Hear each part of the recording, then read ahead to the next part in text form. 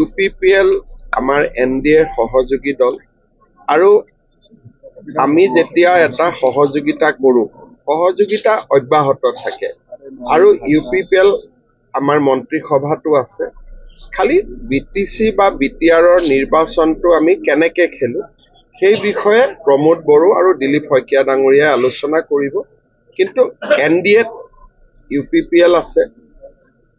আৰু NDA হিচাপতে আমি বন্ধুত্বপূৰ্ণভাৱে আমি কাম আগতেও চলাই আহিছো আৰু এনেকে চলি থাকিব Sir, you are participating in the 5th anniversary of Bodo Peace Accord. So how do you see that? Bodo শান্তি চুক্তিয়ে আজি গোটেই অসমৰ অকল বড়োলেণ্ডে নহয়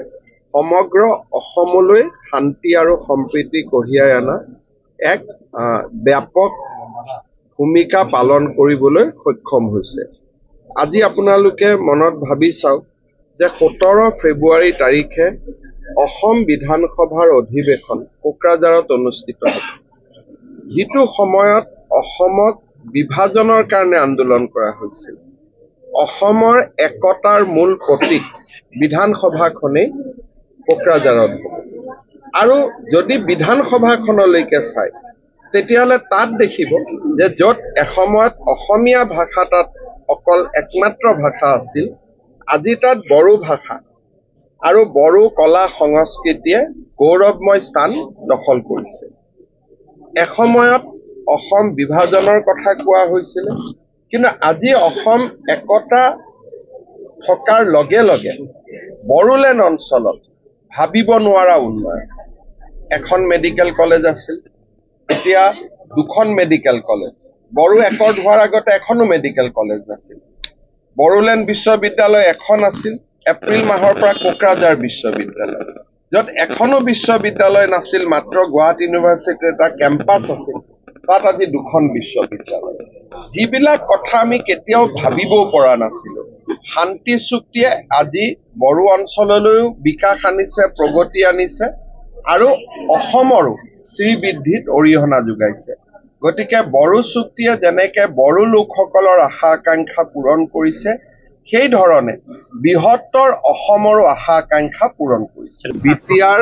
আৰু BTCৰ বাবে আজি দিনটো এটা গৌৰৱময় দিন আমাৰ BTC সচিবালয় নিৰ্মাণ হোৱাৰ পিছত EM আৰু MCLA সকলৰ কোৱাৰ্টাৰ নিৰ্মাণ নোহোৱাৰ বাবে বিভিন্ন EM MCLA সকল ভাড়া ঘৰত থাকিছিলে জনতাই লগ পোৱাত অসুবিধা হৈছিলে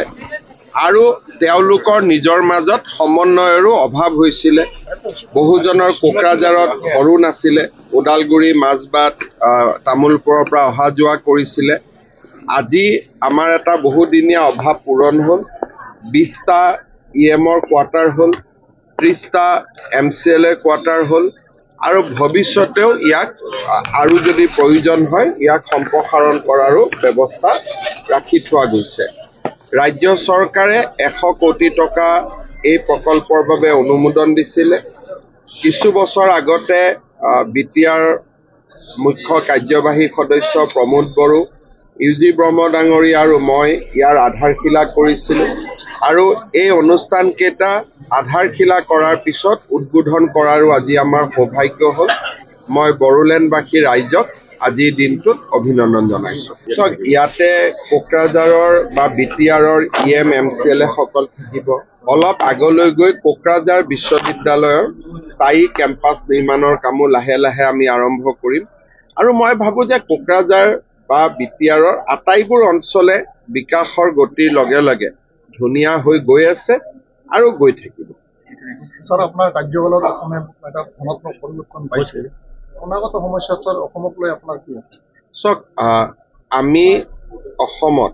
যোৱা 3.5 বছৰত এটা নতুন পৰিৱেশ নিৰ্মাণ কৰাত সক্ষম হলো যিটো আগত কোনেও কল্পনা কৰা নাছিল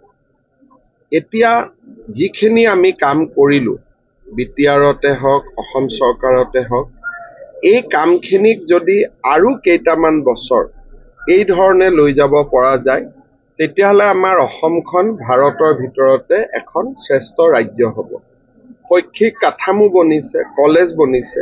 কিন্তু কলেজ এখন হোৱাৰ লগে লগে তাক প্ৰকৃত মহাবিদ্যালয়লৈ ৰূপান্তৰ কৰিবৰ বাবে আৰু 5টা বছৰ লাগে। মেডিকেল কলেজ হৈছে তাক গ্ৰ' কৰোঁতে আৰু 5 বছৰ লাগে।